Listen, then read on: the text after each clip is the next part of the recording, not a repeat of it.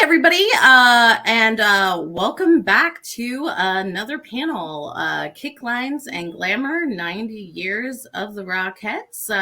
We're coming here with a special holiday surprise panel. I hope everybody is having a good holiday.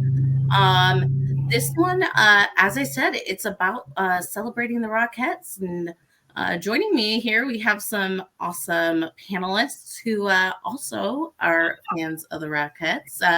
Can you guys introduce yourselves? Jay, starting with you. I'm Jay. I am a dancer, and I was an inch away from being a rockette. And then they changed the height requirements when I got too old to be a rockette. But I teach dance, I stage manage, I do everything I can with dance, and the Rockettes hold such a special place in my heart. I love watching them. Definitely. How about you, Caroline? I'm Caroline. I've been working in theater and live entertainment and recorded entertainment in the costume department for over 20 years at this point. And the Rockettes hold a special place in my heart because I've been working for them since 2019, either on site working on refurbishing costumes for their shows. Oh, I'm lying. I've been doing it since before then because I was working in other shops that were building for them before then. And more recently, I've been doing work for them freelance. So I build costumes for them out of my own studio. Oh, and of course, I go to see them because they're fantastic.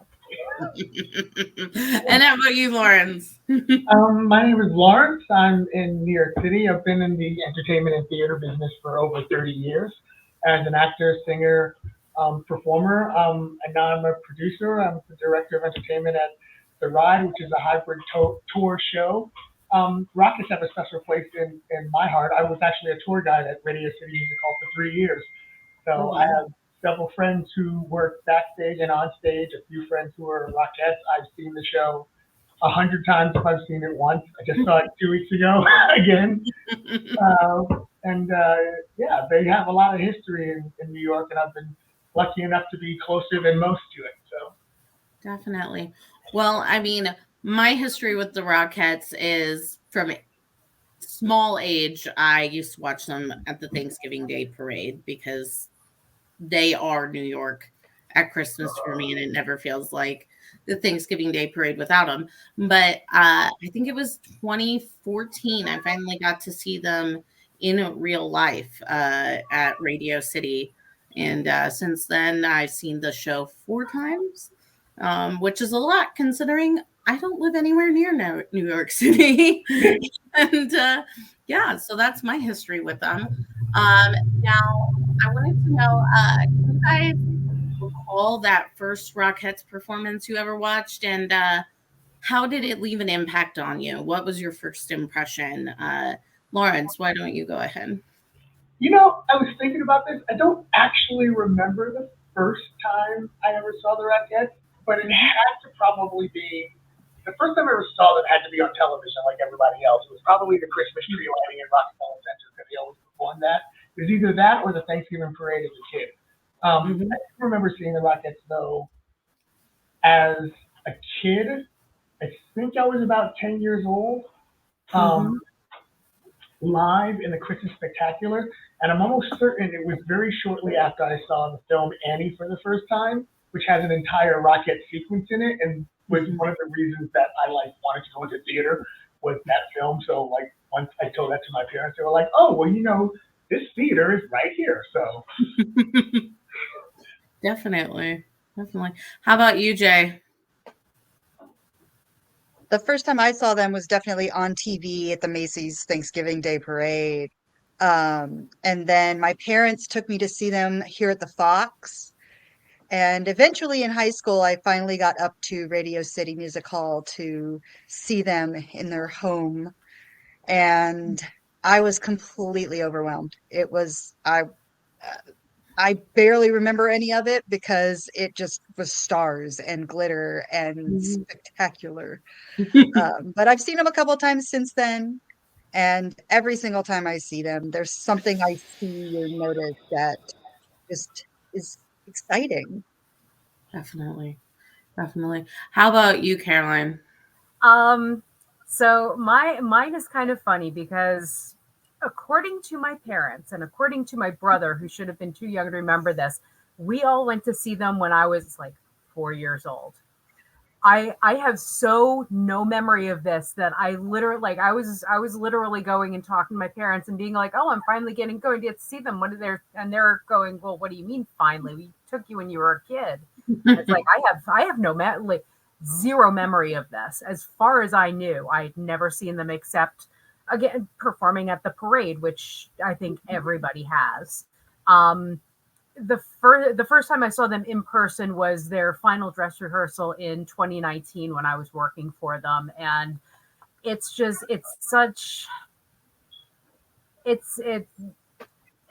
you go in and you're not expecting any from the moment you walk in the door. I think it's bigger than you can even imagine because you go in and it's that beautiful old Radio City Music Hall with all of the old elements, and it's enormous, and there are so many people, and you go in, and the hall itself is huge, and the lighting is beautiful, and you have the guys on the pipe organs, and it's an experience. It's such an experience, and they come out, and it's just right off the bat, there's all of that athleticism that they're showing, and everything's glittering, and it's just huge. Definitely, definitely. And hey, you segued right into my next question, which was You're welcome. yeah, I appreciate that. What is the experience and the atmosphere of that live performance versus like what you see on TV or even the film version that came out? TV doesn't do it justice. Yeah. God, no. Okay. TV doesn't do it. TV doesn't do it justice because TV can't be Radio City Music Hall. Mm-hmm. Yeah, Definitely. You don't get that experience of how big and grand everything is, and that there are literally 46, I think, women up on stage who are doing this all at once. I've never sat down and counted. I don't think they get a full cast on for. yeah. It's 36 on stage at any given time. Yeah. So, but yeah, it's a football. It's literally like a city block line of dancers Mm-hmm. in a theater that's actually slightly larger than that. Mm-hmm. And you do not get that sense of scale on TV. No, there's You Not an at IMAX all. camera It's like there's an Cirque du IMAX Soleil camera that does level it. of scale. No, yeah. Jay, what do you think? They basically said it. You can't look at a tiny screen Mm-hmm. and get the whole picture and the whole atmosphere and the whole experience. Mm-hmm. Because when they film things like that, you're always going to be missing something Definitely. because you're not seeing everything all at once. They do close-ups and things, which is great, Mm-hmm. but seeing it live and seeing the whole picture in the theater with everybody, the audience surrounding you, that's also just as entranced as you are, that nothing beats it. And one thing I wasn't expecting when I saw them in person the first time was the experience around me, like the projections on the ceiling. I'll never forget like that train weaving up on and over, and it really doesn't do it justice. And Radio City is huge. So many people I did not realize how big Radio City was until I saw it in person. And it's magical. But yeah, I think I interrupted you, Caroline. Were you saying something? Oh, I was just gonna say. Also, on you have anything that's recorded parade, anything like that. You also don't get the sense of scale of how many people are involved, and I don't think you do even going to Radio City anyway. But you get a better idea of just how many people it takes to keep that train going with your ushers and your concessions people, and knowing there are people backstage who are changing the sets and helping the girls change their costumes and like that. And again, I think if you don't work there, if you haven't been backstage, you don't get the full scope, but you get a better idea being there of just how much goes into making that whole party come together. Mm-hmm. And Lawrence, you said you did touring from that? Yeah. So I worked as a tour guide there for about 3 years. I started out just as a regular daytime tour guide, Mhm. and then actually ended up being a VIP tour guide, which is awesome because I ended up basically whenever they had some TV show or like the award show or some Mhm. VIP who needed a personal guide throughout the building, I ended up getting called to do a lot of that. Over the course of doing the tour, one of the things is you get to meet a Rockette. But since I work in the entertainment business, whenever I got to meet them, I got to know them for real. So I ended up becoming friends with several of them, doing shows outside with several of them because they dance all year long, not just with the Rockettes, obviously. It's funny you were mentioning the invited dress in 2019, and I was like, I was there. We were in the same room with the small world. The very small but broad world of theater. Um, We're all it kind is. of Also, the amazing thing of stuff like that is those performances tend to be done for like friends and family and other professionals, so it's always a notch up. um, and a notch up from what's already probably one of the most spectacular shows on the Well, and planet. I that same year I took my parents for their 50th wedding anniversary right after Thanksgiving, and it was, I mean, we say you have another level of professionalism because all your friends and family out in the audience. Absolutely no difference. Like everybody is going 110% for every performance, and Yeah. it's wonderful. or another level of terror in my case. There's a reason I'm behind the scenes most of the time. Yeah. Caroline said something earlier that's like that it really does. Like people tend to think of the Christmas Spectacular as the Rockettes as those 36 dancers and then whichever swings in the background. But there are hundreds of people in the theater keeping it going. I watched an entire show once from the load-in area to the orchestra pit. I just kind of sat there in a chair and I just watched it. And I watched the pit go up and down and back and forth. And I watched the entire thing from underneath the stage. And you can even hear and feel the energy of the audience above you on the like above you when you're underneath watching it happen.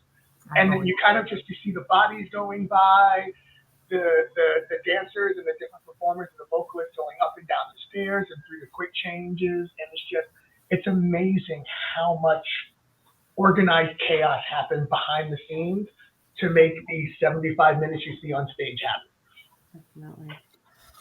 Well, we've talked a lot about the Rockettes and the show and it being amazing, but what distinguishes the Rockettes from other dance troupes? What makes them unique and enduring? Jay, I think you said you worked in dance, so how about you go? I do. It's the precision. I teach dance, and getting a group of people to hit the exact same pose at the exact same time over and over again consistently is really hard. And I'm working with groups of like 10 or 12 people. So what the Rockettes managed to do and how precise they are, and they hit all of those positions and all of those notes and all those sounds of those tap shoes perfectly. It is a dream. I wish I could get my students to do that. How about you, Lawrence? What makes it different from other dance troupes for you?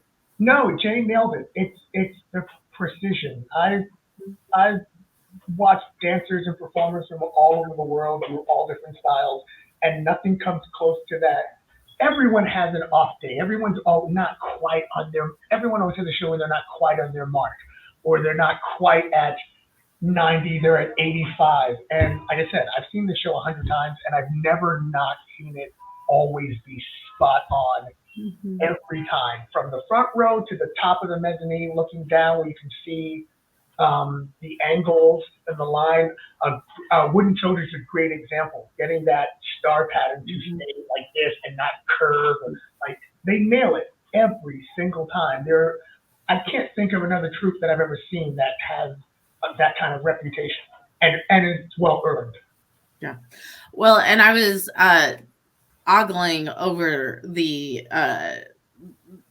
Wooden Soldiers just last night, and I'm like, I kept saying, "Wow!" Like, just wow! Like, how do they do that? And they all flow into one cohesive mass almost. Like it's, and when you're seeing that on from the audience, whether you're in the orchestra or up in the mezzanine, they really do look like one cohesive, like they're Borg or something like that, and they're all just in line with each other and like synchronized. You just gave me a cosplay mashup idea. March of the Wooden Soldier Borg. Yes, definitely. I like it. Oh wow, that would be really good. A parade. Oh. How about you, Caroline? What do you think? I mean, I have to agree with their precision. Also, there's something just more approachable, even within that precision. There's something that's very approachable about the Rockettes. And I say this thinking about, because I also have worked for the New York City Ballet, which is another dance company that has a Christmas show that is very iconic. And they are also very concerned with precision and getting things perfectly right, and having a huge number of dancers. And somehow ballet and somehow I feel like their shows are that much less accessible to everyone, in spite of being, we have our dance Christmas shows.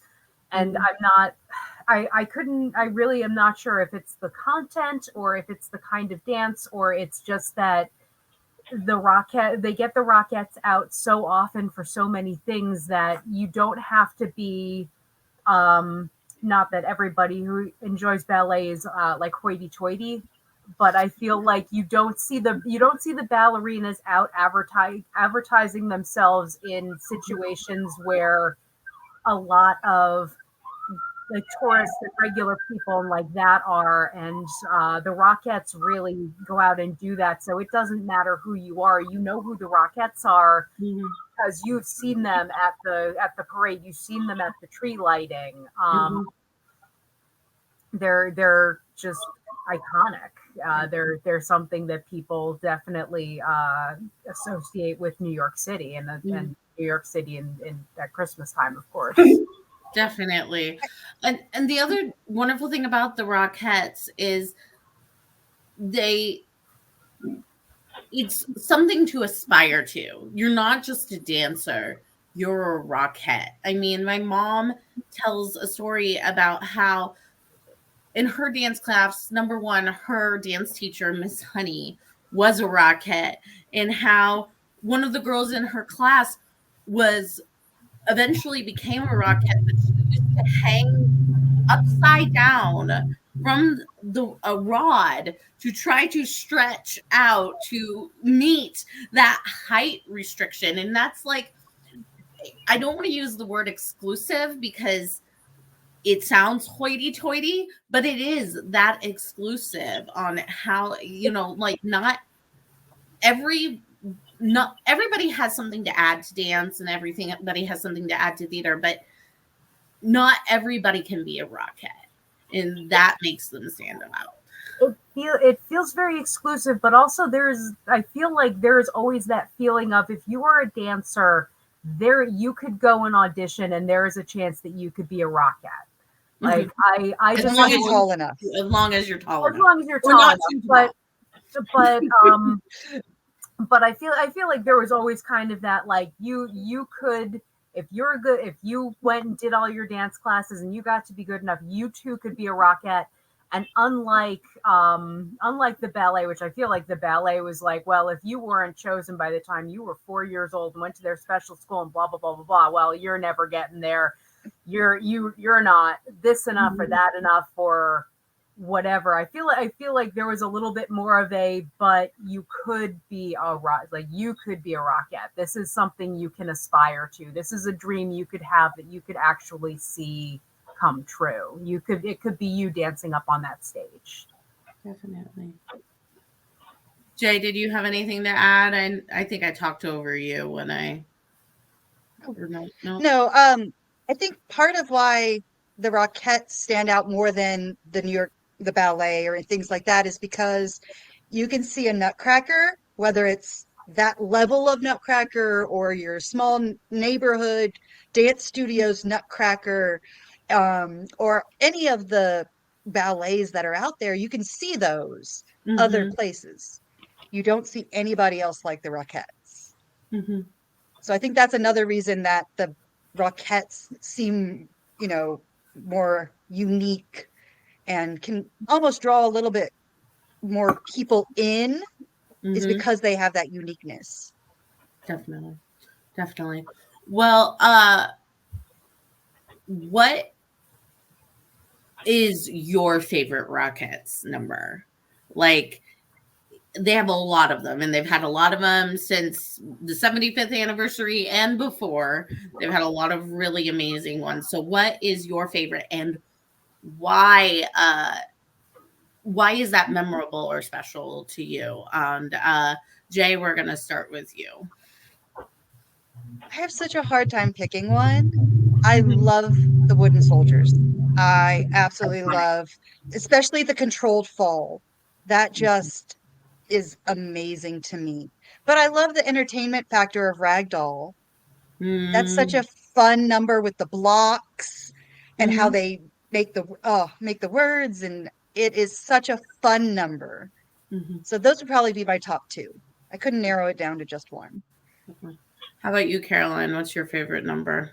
Um, my favorite number costume wise, and it's one of the only ones that I really haven't done like handled any of the costumes for, is that opening number where they're the reindeer. Sleigh Uh, ride? I love those costumes so much. I love the menswear styling. Mhm. I love everything about them. Like the lights come up and it's just my absolute favorite thing to see.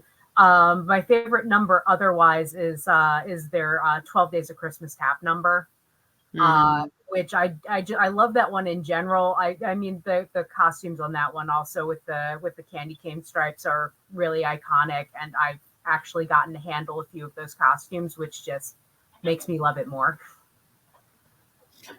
definitely. How about you, Lawrence? What is your favorite?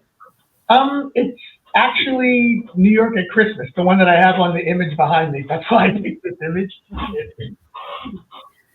New York at Christmas. Um, that's probably one of my favorite numbers.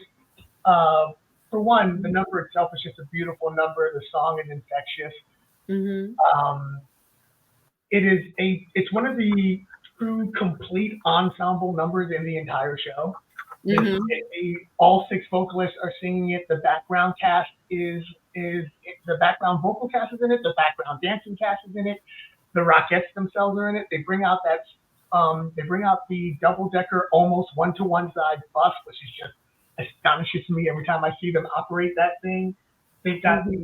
they're utilizing the projections along the proscenium wall. They're utilizing the back projection screen Mm-hmm. for the tour through New York with the Rockets behind them.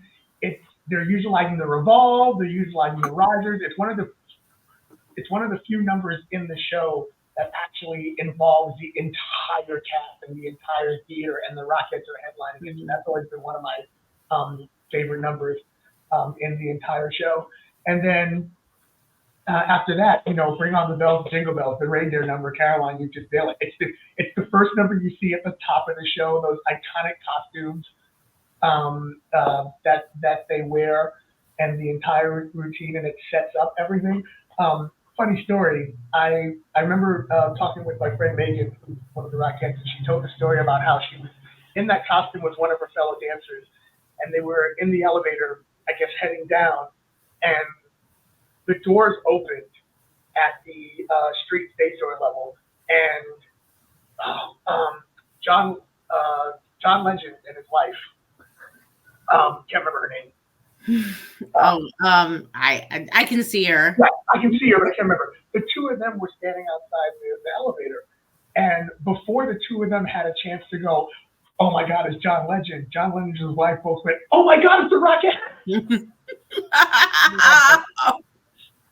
And she said it was one of the most amazing moments that ever happened. Because they're about to fanboy on them, and they got right back at them, and it was just and they're in their iconic costumes, and it was just You know, and I love that story both just because of the idea that they're that, you know, these two superstars are that humble, but also the Rockettes command that kind of reaction from anybody, no matter who you are. Definitely, definitely.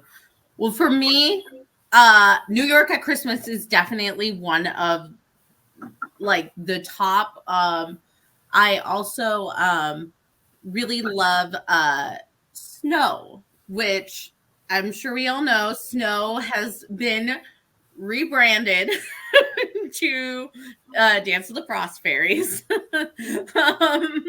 Uh, but I just like watching the Frost Fairies crash.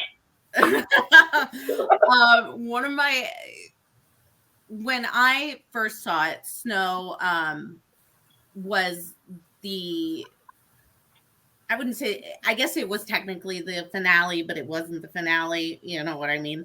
And they had these beautiful snowflakes drones. I remember like going through and that just memor I loved it. I was up in the mezzanine the first time I saw it and I was just like, wow, like they're really there. And then I saw it from the orchestra, and again, beautiful. And I didn't realize that it had been cut until I went in 2021, which I went and saw it in 2021 before it closed. And they were all saying how they brought Snow back. And I was like, Snow's back? It's always been there because I hadn't seen it in several years. I didn't realize that they had cut it. And the drones weren't in that performance of Snow. And I remember that was my, like, they sent a survey before, like, what did you think of the show? Yada, yada. And that's one thing I said. Snow absolutely needs those drones because they add so much to the performance. And then the next year, that's when they rebranded it and choreographed it to the Dance of the Frost Fairies. I remember hearing right around when that was going on that they had a lot of trouble with getting the drones to do what they were supposed to do, which is Really why they had cut them. I was talking to my mother over Thanksgiving, and she was saying that they were supposed to have had them back this year, but at least the performance that I saw, they did not. Really? The performance that I saw last week, or I saw it on the 20th. I saw it on the 20th. Me and my wife go see it every year on our anniversary, so I saw it on the 29th. And the drones were there, but one of the Frost Fairies didn't make it to the finale. One of the Frost Fairies took a dive into the orchestra, Oh dear. but they were there and they worked. They launched perfectly, and the entire imagery of it, and it was really, you know, you watch all the kids go, oh, you know, it's wonderful. Well, and that was me at the time. Like, oh, the other one that I love is, and I'm not going to remember the name, the bells, when all the Santas come out and they come parading down the little kid in me is like, oh my God, it's Santa. Like, and it just continuously, like, they just grow and they grow and they utilize that back screen to make them look even more. And it's just, I love that that whole number. And again, it's a lot of precision in that number. So I was just gonna say, unpopular opinion. For some reason, that number creeps me out. There is something about like how they're dancing. It's like, oh, this is creepy. This is scary. Like this is giving me nightmares. The only Too part many that's creepy is the shadow dancing at the beginning. Oh. Like I can imagine when the they giant get shadows bigger? just coming off in the city of it. Yeah, no, I would agree with that one, but I don't know. I love that number. It's again one of those that just is very nostalgic to me, and it feels very nostalgic. And I think that's one of the other things that going back, I guess, to our previous question, which stands out about the Rockettes is they always feel nostalgic, no matter if the cast changes or not. They're always that nostalgic piece. They're always the Rockettes. They are more than just any one member. And so that's part of what I do. Now, Caroline, I know you had kind of already answered my next question, but I'm still going to start with you, which is, are there any particular Rockettes costumes or outfits that you find iconic or especially glamorous, or what makes them stand out to you? I mean, I pointed out my favorite ones are the reindeer that I never got to do anything with. I got to the season that I worked in their costume shop. I got to handle most of the costumes, though. So I got to handle then do repairs on the candy cane striped ones for Jingle Bells. Mm-hmm. I definitely have a special place in my heart for Christmas in New York because I am pretty sure I handled every single one of those red and green dresses to like replace zippers and do repairs. These things go through the ringer every year. So most of what the costume shop there ends up doing is doing all these repairs, like replacing the bows on the Jingle Bells costumes. The finale they have now with the champagne colors that it looks like it's just like a skin tone bodysuit with all the jewels. Those jewels are gone by the end of the season. And it's you have to sew them all back on for the beginning of the next season. Those ones, but I mean, those ones are definitely my favorites. I also, every time they do their Nutcracker number, if I'm watching it, all I can think of is the season that I was working there. This one woman who was sharing a table with me spent probably 2 weeks with a like dog brush trying to brush out the fur on all of those bears because it looks really, really sad by the end of the season. She got done with it and they looked pristine. It was an amazing transformation. That's awesome. How about you, Lawrence? That champagne gold finale outfit is one of my favorite outfits in the entire show. It looks stunning when they light it, and the women all wear it. Talking about the yellow costume, right? Yeah, it's like a gold costume for the big finale. In my head, I'm trying not to sing the music out loud. You can sing all you want. We love hearing you sing. Every time you mention this scene, my brain starts like humming the tune that goes into that scene in my head. But no, that finale number, that champagne, that costume is gorgeous. The reindeer costume is obviously one of my favorites that I've seen. And then believe it or not, you know which costume I always thought was like just so cute to watch? The Raggedy Ann one, the doll. The ragdoll costumes. Yeah, it's fun and it's cute and working as a tour guide, we constantly find these little things all over the floors backstage. the little cheek things, yeah. They would be scattered everywhere, everywhere. You have your own little piece of Rockettes history. I should get another one. Okay. Definitely. How about you, Jay? I don't have much to say that those two haven't really said. I mean, the reindeer costumes are very iconic, very recognizable. So's, the wooden soldiers costumes and the ragdoll costumes. They've been around for so long that they are almost instantly recognizable. But yeah, the reindeer's definitely my favorite costume-wise. Definitely. I would say my favorite costume out of all of them has to be the reindeer. I mean, it's their opening costume. It's the one that you see right when they come in. There's just something about it that makes me say, yes, absolutely. That's the Rockettes to me. The other one I like, and it's not on stage anymore, is the Let Christmas Shine costume. The kind of Art Deco one with all the rhinestones. And I'll have to try to find a picture and see if you guys. I actually have a book. Hold on a second. I might have a picture that I can. Awesome. Oh, that's the one that's on the.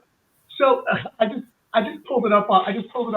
It's a giant picture of this in the tour guide manager's office. Oh, really? Yeah. No, there's just something when I watched the movie the other last night, I saw it again, and you get the movie does not do the show justice, in my opinion, compared to real life. But one of the beautiful things about watching that movie is you do get a lot of like close-up shots of those costumes, and it's so intricate, and like it's beautiful, in my opinion. I love that costume. Now I am going, while Caroline tries to find the picture, I'm going to disagree a little bit with you guys. I hate the yellow costume. I don't know what it is about it. It's never felt Christmas to me. Sarah, see if you can share my screen. I don't know if I can or not. He's gonna let you share my screen at the moment. Okay, yeah, I got it. Okay. This one here, right? Yes, that one. Mhm. Trying to find a better image of it.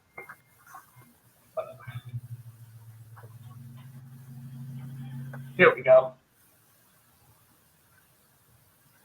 Give it a second. It's delayed reaction. And Caroline, I'll pull you up here in a second to. Gonna say I have literally, they have photos of like I think every costume that has been done, so I'm not 100% sure I'm finding the right ones. Yes, that is the costume. That is not the one I found. That's okay. I got to have a nice peek at all the other ones. And that costume in and of itself for me is awesome. And yeah, see, you get, it's just, it screams like Radio City to me almost, if that makes sense. Like it reminds me of the building. So that's why I love that costume so much. Anyway, so that's my thing. And I would encourage, Caroline, I know you said you had a book of a bunch of the costumes. Go back and look at the history of some of their costumes and like some of the artwork that they've done for it. Like last night I was looking through it and they have one that's a poodle. And it's just, they had some really amazing numbers because the Rockettes haven't always just been Christmas. And obviously nowadays that's primarily what they do. Once in a while they'll show up on other things, but yeah, Christmas is not the only theme they have. Yeah. Caroline, you probably know more from hands-on experience. I made a point of pulling up the script and having it on my side screen, and I just happened to look at the costume section, and they were talking about part of the tour is the costume shop, and a cast of 160 with 1,300 over 1,300 costumes for the Christmas Spectacular alone, and using 5 outside companies to help construct and maintain all the costumes. That is entirely accurate, and in fact, it's more than that because they outsource. If they're doing a new production number, they'll outsource to different costume shops in the area. I've definitely worked for one of them, but they outsource to all of like kind of the big shops that are around now and historically have been around.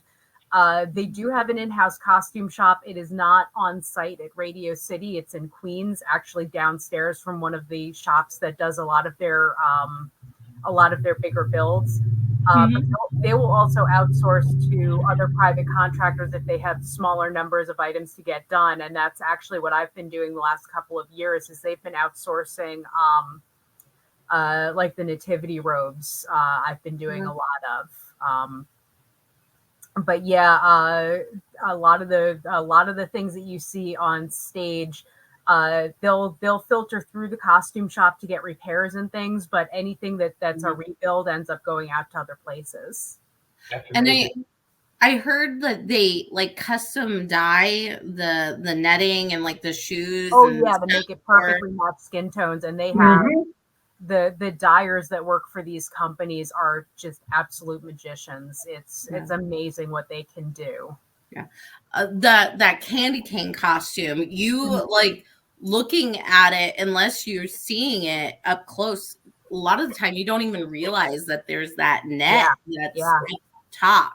And then Um, you don't have to worry about things falling down like you do with things that are usually strapless. Definitely, definitely. Yeah, no. And just the costumes and I was thinking how many thousands of crystals do they go through a year of So their many, costumes?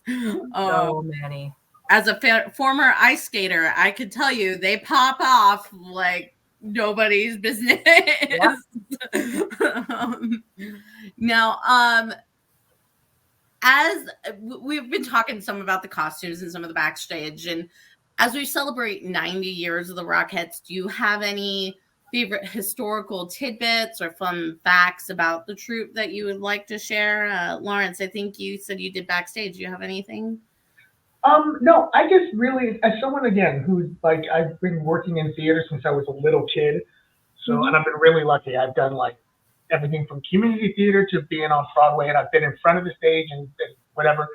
I thoroughly enjoy just being in that space in general during the year, Mm-hmm. but especially say the couple of weeks, and Caroline, you know this as well, the couple of weeks leading up to the spectacular when they're doing load in, when they're doing rehearsals and blocking, when they start getting the sets together, when you get a chance to see the tech run and the dress run, the energy in the place is just infectious. Being able to, that particular thing I told you about the band, I was on my lunch break and I said, I was talking to one of the sax players who I'd come to know. And I said, once you guys load in, nobody comes through this door, do they? He goes, I can feel when they just sit here and watch you play from under the stage. He goes, yeah. And I just plopped myself in a chair and watched it.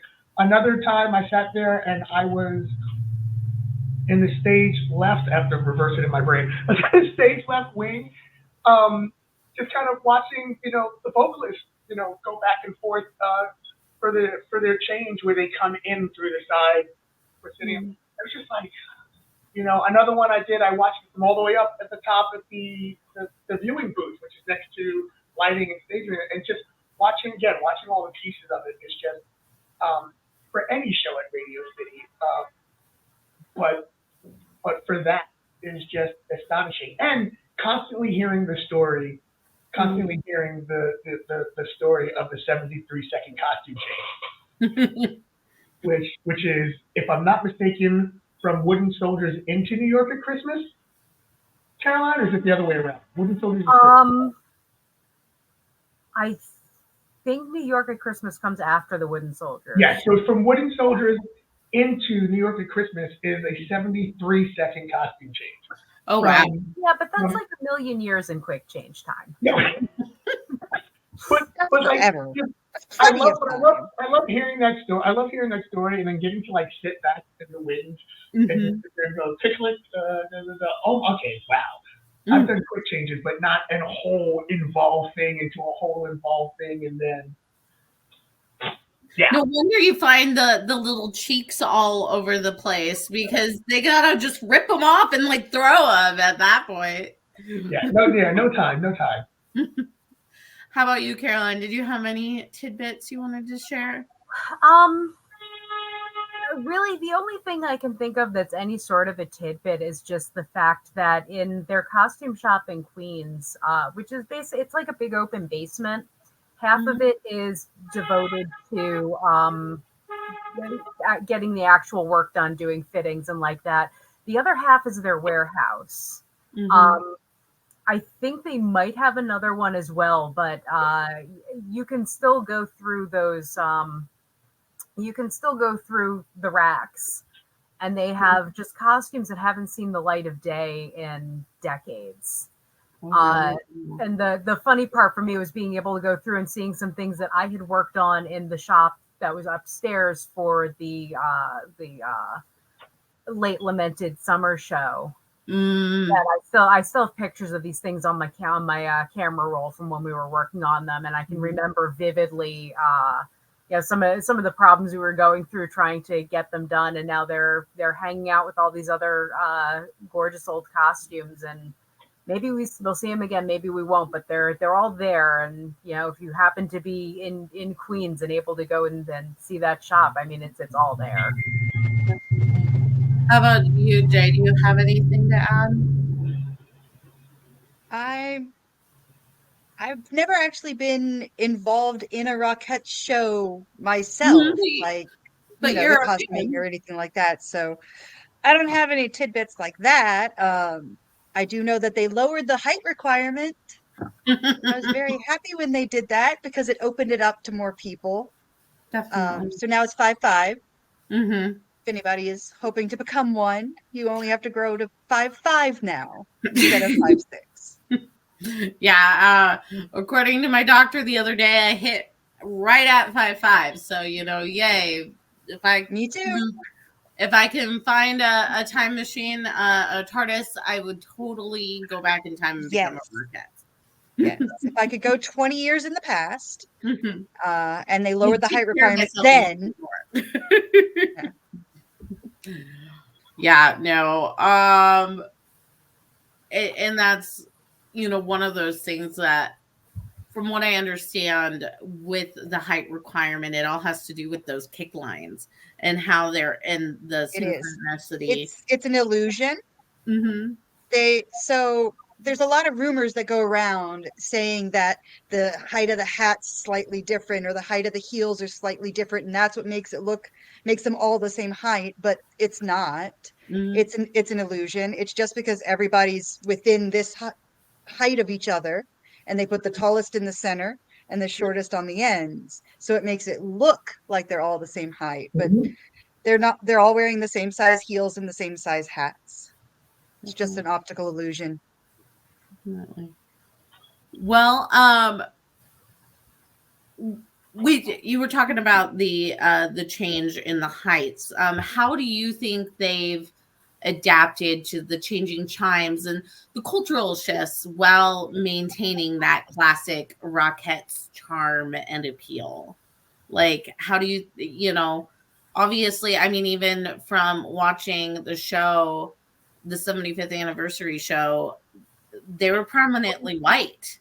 I mean, the only people of color you saw were pretty much in the chorus. So how do you think they've adapted and become more inclusive? Oh, they've got an inclusive cast now. The one Yeah. that I saw 2 weeks ago, and the one that I saw 2 weeks ago was, it looked like pretty much any other dance troupe I'd see on Broadway on stage. It was and I say that meaning it didn't look like, okay, as you said, the Rockettes were stereotypically white women, and then there'd be like the one token black girl in it. That's not what was on stage 2 weeks ago. Mm-hmm. It was an inclusive, it was a color inclusive and race inclusive Mm-hmm. cast that I watched a couple of weeks ago. Also, you could definitely see that they were shorter Rockettes. Mm-hmm. With the illusion, maybe it's just because my eye knows what to look for. But I was like, oh, okay, so the 5'5" is really 5'5". But something that my wife had pointed out, she's like, is it me or are some of the Rockettes curvier than you remember? I was like, nope, you're noticing that too. They're not all 99 pounds wet with chains tied around their ankles. Like it looked like a cast of as opposed to stereotypes of dancers. It looked like a cast of real women on there who just happen to be phenomenally brilliant at their craft, entertaining the audience. Definitely. Yeah, I had noticed that too when I went to see the final dress in November, that it definitely looked like some of the dancers looked a little bit more like somebody you might run into on the street who goes out to brunch with her girlfriends on Sunday and doesn't worry about having that extra mimosa. Like, definitely, as you said, a little less of the stereotypical. You don't look like bunheads, to use that old term. Yeah. Yes, I apologize if that's no longer a politically correct term, by the way. Mm-hmm. I was gonna say they look athletic, but they don't look anorexic. Yes. Mm-hmm. They look, but people who, not that I think any of the Rockettes ever necessarily looked anorexic, but dance stereotypes. Yeah. Mhm. There was Yeah. definitely a physical, not ideal necessarily, but tradition maybe Mhm. Yeah. that's changed for the Definitely. better. And I think Um, what you were saying earlier about the Rockettes being different from, say, the ballet troupe, it makes them more approachable to an audience. It makes Absolutely. them more. I think it just makes an audience makes it more relatable to their audience. mhm. And one thing that I think is interesting in 2019, they had their first ever physically, visibly disabled dancer ever. I just looked up their name, and their name's Cindy Mesher, and they have no left hand at all, and they were the first visibly disabled Rockette, and I think that that's really something to be praised. Now, again, and it's fresh in my mind because I literally watched it last night, and I cannot recall. Do the Rockettes use little people in the dwarf scene anymore? Yes. Yes. They still do? Yes. Okay. Okay. Because I thought that was something interesting. Like, typically, we neither here nor bad. I was looking into it just because I was curious because I couldn't recall whether or not they were in the show anymore. And apparently they at least at one point used to go to a little person's conference in Chicago to actually recruit the people for being there because they wanted to be that inclusive and include them in a show in an industry that they typically would not be in.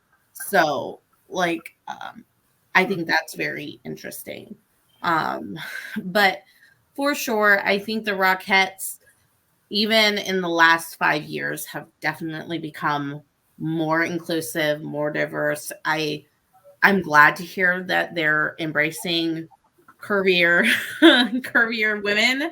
Um, I don't think you'll ever see somebody of my size as a Rockette because frankly, I'm gonna be honest, I couldn't do what they do on stage. But to not always have the Barbie figure as well is really nice to hear. Now we're almost up on time here, but the Rockettes have become synonymous with Christmas in New York City. How does their presence enhance or shape New Christmas in New York to you guys? And Lawrence, why don't you go first? For me, especially since especially since social media or media or just corporate America would have Christmas start, October 31st at midnight. If not earlier. Like, oh my God, can we have Thanksgiving first? It's not Christmas for me until Mhm, certain things happen. The mhm, first one is they light the tree in Rockefeller Center. mhm, Okay. The second one is the last 15 minutes of the parade, which is always the Rockettes and then Santa's sleigh in mhm, that order. Every year, they always do their performance, and their performance is what leads into, and here's the big man himself. That is when mhm. Christmas begins for me. It literally begins with the Rockettes. Whatever else Definitely. shopping or special happens for me, and I think for a lot of people in New York City, even if they don't necessarily go to, like, I go to Radio City every year, regardless of working there. It's a tradition for me. Mhm, But I think just for people in New York, Christmas begins when the Rockettes start doing their show every year. Oh, the mhm, Rocket show is open. Now it's the holiday season. It's the holiday. mhm, Oh, the tree is lit. Now it's the holiday season. mhm, I think and when they are done, then the holiday season is done. mhm. You know, Definitely. I think it's all one and the So same. it's January 4th now because they just extended their I season. was going to say, good news. It's going longer. I will take it because they got cut short a couple of years ago. So give them some extra dates this year. Definitely. I was in Rockefeller Center when they announced the first cancellation of the day on December 17th in 2021. They were doing that year, they like would parade through not Radio City, Rockefeller Center before the show with the Rockettes, and they would hold signs like X time until showtime to try to get people to come in and buy last minute tickets. And they were doing that, but they were telling people that the show had been canceled. And that night after I got home, because that was my last night in New York City, after I got home, I found out that they canceled their whole season after that. And it was just like, and part of me felt like Christmas in New York has been canceled when I found that out. And then, New York Ballet also ended up doing the same thing. Yeah, I was working there that season. It was like literally everybody was going down with COVID at that time. Like I got an email Christmas Eve, I think, that my boss had it. So we were going back and forth about like, do we visit my parents if I might have been exposed? Like it was a heck of a winter. And that was my mom's first time in New York since I have been born. And my mom grew up in New York and Union City, New Jersey. So basically New York. And that was one of those things. And Christmas in New York just means Rockettes for me. And Jay, did you have anything to add? I feel like I keep skipping you. I took my son to New York Thanksgiving of 2019, and we went to see the Rockettes, and that was his first time seeing the Rockettes. And I was just glad because we had been debating of Thanksgiving or Christmas going to New York. And so I was just glad that we went over Thanksgiving and were able to see the show, and he was able to experience that in Radio City. But the Thanksgiving parade, when they come out, that's the start of the holiday season. That right there. Definitely. Well, to wrap up, I guess we talked about the history of the Rockettes, so let's look forward. What do you believe is their lasting legacy, and how do you think they'll continue and be remembered in the future? And Lawrence, I'm going to pick on you again. I would assume that anyone who is watching this, who is amongst our circle of both fans and also just the circles of Dragon Con theater performing arts, are not the kind of people who are going to jump on my throat about saying things that are woke. But I was given this thought, and the most obvious thing, seeing the Rockettes go from what was a stereotypically all line of Caucasian women to the remarkably inclusive cast and reflective cast of society they have now. I think it's only a matter of time before there is a transgender Rockette who is cast. Definitely. My wife goes, they need to have a guy. I'm like, that's a step too far. But I wouldn't be surprised. But I think it's only a matter of time before eventually they have a Rockette who identifies as trans. And I mean, every time something like this happens, people go, oh, they're trying to push an agenda. They're trying to push this. And as an actor of color who has had to have the non-traditional casting argument, I always go, can they do the job? And were they the best person in the room when they were having the audition? Then who cares what they look like? Definitely. You don't do it because you're trying to make an agenda. Do it because this person came in and they blew away everyone else in the room on the day that they came in. So, and they can do the job. So I think that will eventually happen at some point. I don't know when. I'm sure people will lose their minds over it. And you know what? They lost their minds when the Rockettes changed the height requirement. They lost their minds when they put a black woman on the line. They will lose their minds when this happened, and the Rockettes will still be here and keep on going because their legacy is solid and secure. And they've earned the right to do. The reason the show has lasted 90 years is because they have not allowed themselves to stagnate. They have adapted and grown and changed with the times. And if something doesn't work, they sometimes they get rid of it. Sometimes Snow is a perfect example. They put it aside until they figure out what works and then bring it back.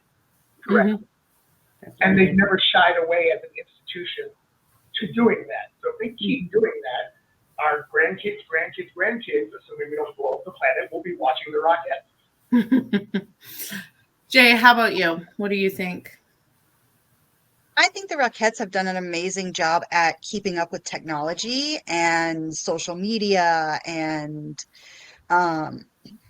they're staying relevant to the younger generations through TikTok and Instagram and things like that, and keeping themselves out there and in front of them and engaging. And you don't look at anything they do and go, oh, that's old, that's, vintage, that's for, the older generations, because they keep it fresh. They keep in touch with everything and keep up moving forward while still honoring where they're from. Definitely. I absolutely agree with that. How about you, Caroline? I don't know that I have a lot to add that hasn't been said. I mean, they're very good at keeping up with what their audiences, where they as Jay said about social media, like they're meeting their audiences where they are. They have a huge presence on like Instagram and TikTok. I follow them on both, and they are. Their Instagram account is awesome. You should follow it. Oh, absolutely. Like they post amazing behind the scenes content. It's a lot of like they're in their costumes or they're in their rehearsal costumes, and it's always a whole lot of fun to watch. I always stop and watch, especially when they do video of when they're rehearsing the Wooden Soldier Fall. That's always just really captivating to watch. Yeah. And they've been so good about being inclusive about the kind of bodies they're including on the kick line now, and obviously a way that the ballet hasn't been in the past. So I feel like they're very like whoever they have in all of these different departments, it's helping keep them in touch with the times. I think is they're doing a great job, and certainly they're keeping some things that are classic. I wouldn't necessarily call them classic, but I mean, also think about that they're still doing the nativity scene that was in The Catcher in the Rye.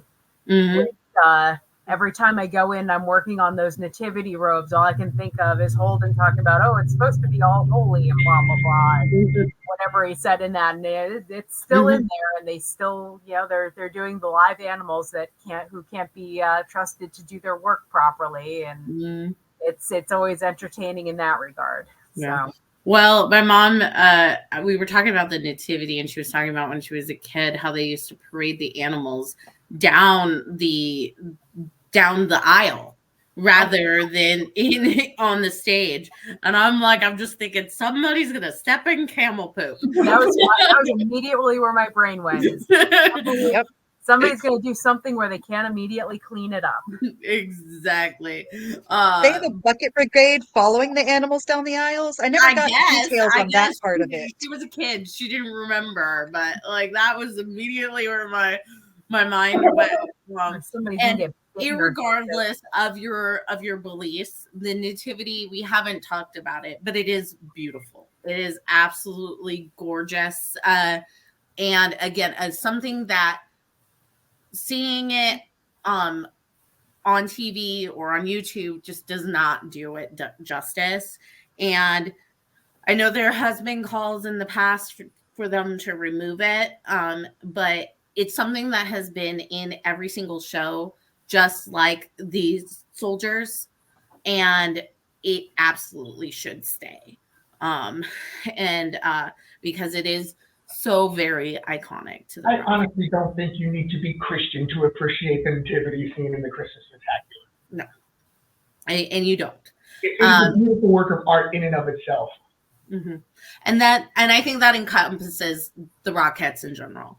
It's a beautiful piece of art, a beautiful, spectacular, to use their word, piece of art that they work months, and people work their whole lives to be part of, and that is why I believe their legacy will live on.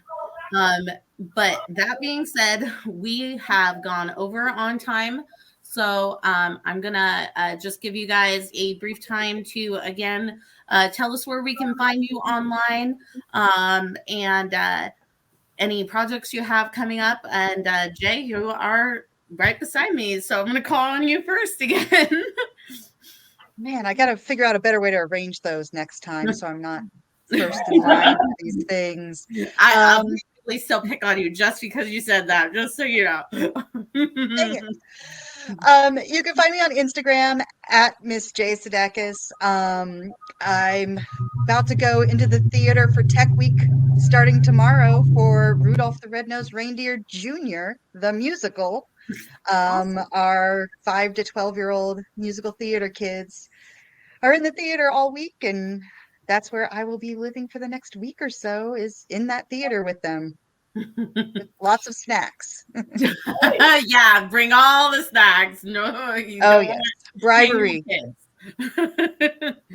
How about you, Caroline? Where can we find you?